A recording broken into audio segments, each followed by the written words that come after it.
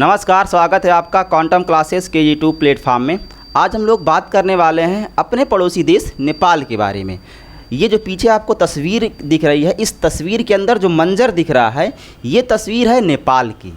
अब इसके पीछे की क्या कहानी है, ये तस्वीर बाहर निकल के क्यों आ रही है सोशल मीडिया में, उस पर हम लोग एक एक करके विस्तार से चर्चा करने वाले हैं। ये सारी तस्वीरें कहाँ की हैं? नेपाल की है। और कब की तस्वीरें हैं? 8 सितंबर 2025 की तस्वीरें हैं। ये बहुत पहले की तस्वीरें नहीं हैं।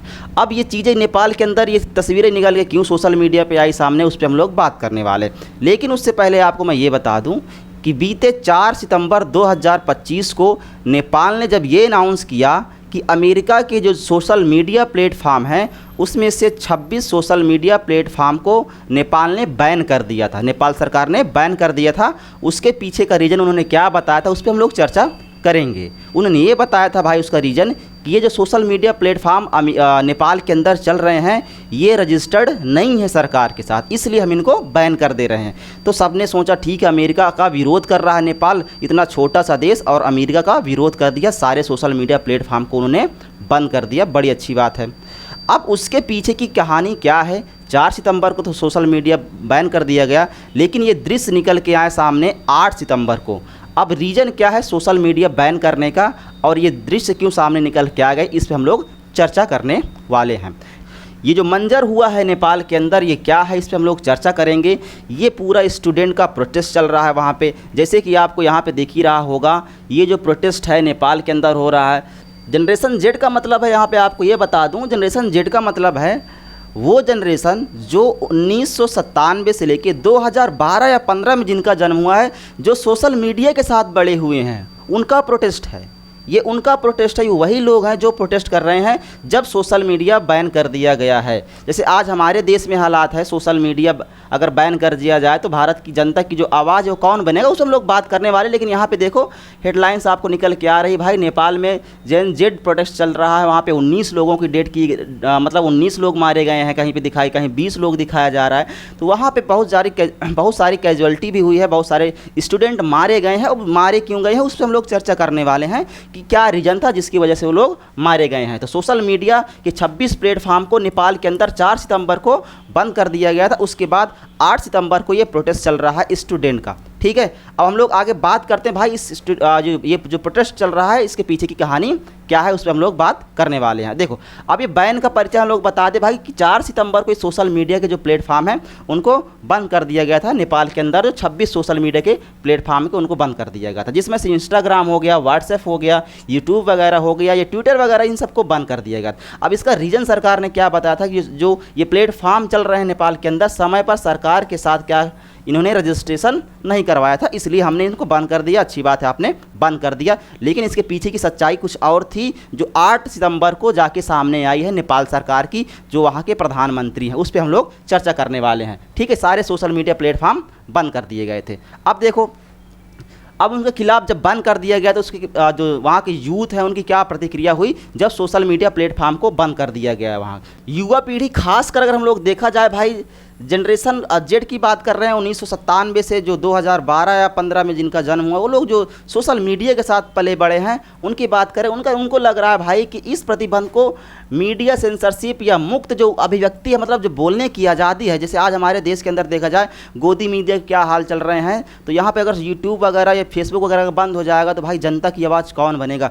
कौन दिखाएगा लोगों के दुख तकलीफ को। तो वहाँ सेम कहानी मुझे लगता है वही है, आयास यही लगाया जा रहा है, सेम कहानी जो गोदी मीडिया हमारे यहाँ कलाकार हैं, वहीं सेम कलाकार वहाँ भी होंगे, जिनकी वजह से वहाँ के यूथ आज सड़कों पे उतर आए हैं। अभिव्यक्ति मतलब कि बोलने की आज़ादी नहीं दी जा रही है, उनको हमला किया जा रहा है। अगर सोशल मीडिया के माध्यम से वो अपनी बात सरकार तक पहुँचा रहे हैं, अपने देश तक वो अपनी बातों को रख रहे हैं, तो उनको बैन कर दिया गया था। ये रीज़न था आज ये जो 8 सितंबर को प्रोटेस्ट हो रहा है उसके लिए। अब साथ ही यह आंदोलन शासन जो भ्रष्टाचार है, जैसे आज हमारे देश में भ्रष्टाचार चल रहा है, हर जगह ये यही हाल सरकारों का है, तो वहाँ भी भ्रष्ट सरकार है, उसी खिलाफ ये प्रोटेस्ट आज 8 सितंबर को युवाओं ने किया था। युवाओं के फैसले को दूर, मतलब जो सरकार फैसले ले रही है उससे युवाओं को दूर रखा जाए, इसलिए सोशल मीडिया को बंद कर दिया गया था। ठीक है, सोशल मीडिया को बंद करने के पीछे रीज़न कुछ और नहीं था कि वो रजिस्ट्रेशन नहीं करवाए हैं इसलिए हम बंद कर दे रहे हैं, ये रीज़न नहीं था।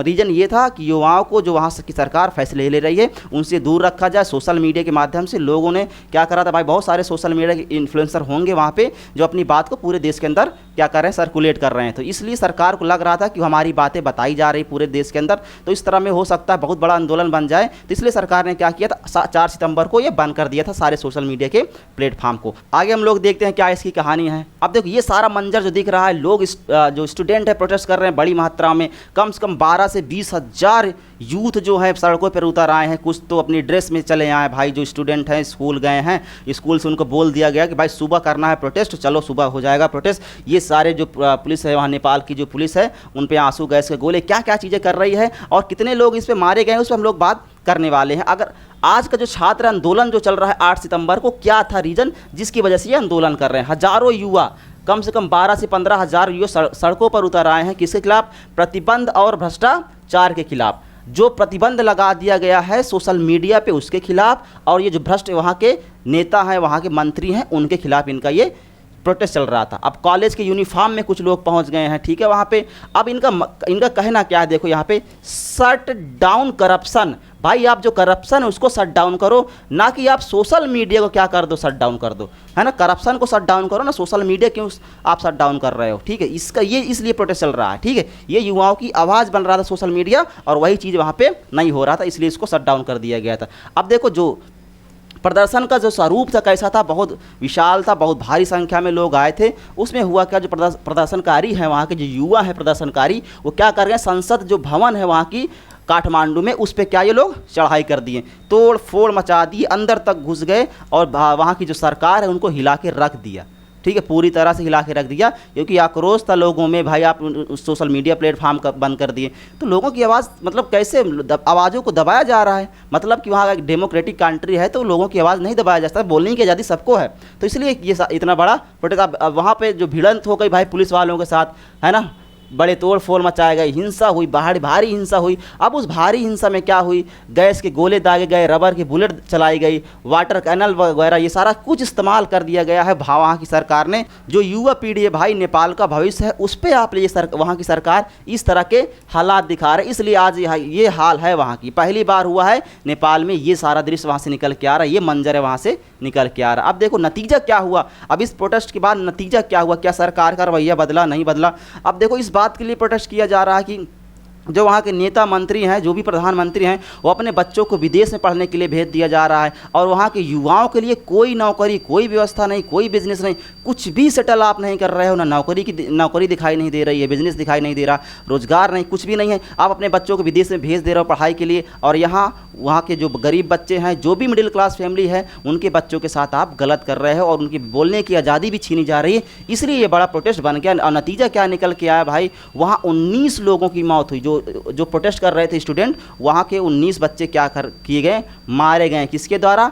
जो वहाँ के प्रशासन थे, उन्होंने गोलियां चलाई। जब संसद भवन पे इन्होंने चढ़ाई करा तो उस पर गोलियां चलाई गई, जिसमें से 19 स्टूडेंट वहाँ पे मारे गए हैं, और बहुत सारे लोग जो हैं घायल भी हुए हैं। इतना बड़ा प्रोटेस्ट हुआ है तो ज़रूर कोई बहुत सारे लोग घायल हुए होंगे। अब उसमें हुआ क्या, जो गृह मंत्री हैं वहाँ के, गृह मंत्री यहाँ पे देखो, ये गृह मंत्री हैं रमेश लेखक। ये गृह मंत्री 8 सितंबर को क्या कर दिया, अपने पद से इस्तीफा दे दिया। भाई कि मेरे बस की बात नहीं है, मैं सरकार में नहीं रहने वाला हूँ, क्योंकि इतना भ्रष्ट सरकार है वहाँ की, कि इसलिए तो इतना बड़ा प्रोटेस्ट हो रहा है। लोगों ने मिल के, पूरे देश, पूरा युवा जो है वो इकट्ठा होके, नेपाल की जो जनता है, नेपाल की जो युवा पीढ़ी है, उन्होंने इस सरकार को, जो डेमोक्रेटिक कंट्री है, उसको दबाने का प्रयास किया जा रहा है। तो इसलिए पूरा युवा पीढ़ी आगे आए और उनको उनको अपनी आवाज़ बनने के लिए उन्होंने क्या किया, ये बड़ा खूनी क्रांति लाई और प्रोटेस्ट किया। अच्छी बात है, ऐसे प्रोटेस्ट होना चाहिए। जहाँ पे डेमोक्रेसी पे खतरा आ जाए वहाँ पे ऐसे प्रोटेस्ट ज़रूर होना चाहिए, ये ज़रूरी है। अगर आप डेमोक्रेटिक कंट्री है तो ये चीज़ें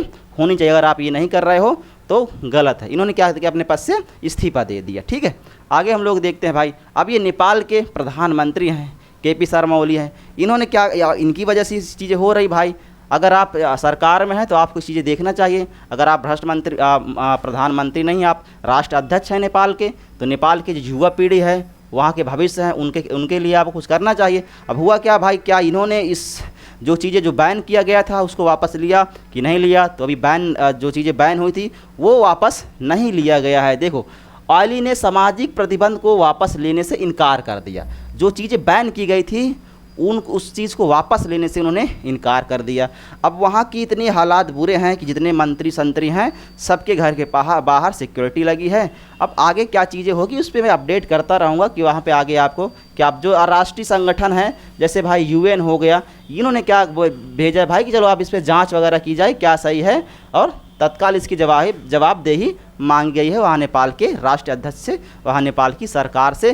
तो इसलिए ये बड़ा प्रोटेस्ट बन गया। जो 4 सितंबर को कहा गया था कि भाई नेपाल ने अमेरिका का विरोध कर दिया और सोशल मीडिया के 26 प्लेटफार्म को बैन कर दिया गया। तो बैन करने के पीछे कहानी ये नहीं थी, बैन करने के पीछे कहानी ये थी जो वहाँ के युवाओं की आवाज़ को दबाया जा रहा था, इसलिए सोशल मीडिया प्लेटफार्म को बंद कर दिया गया। अगर आज हमारे देश के अंदर अगर सोशल मीडिया प्लेटफार्म बंद कर दिया जाएगा तो क्या गोदी कलाकार हमारी आवाज़ दिखाएंगे? नहीं दिखाएंगे। तो इसीलिए सोशल मीडिया चलना चाहिए। सोशल मीडिया भी एक माध्यम हमारी लोगों की आवाज़ है।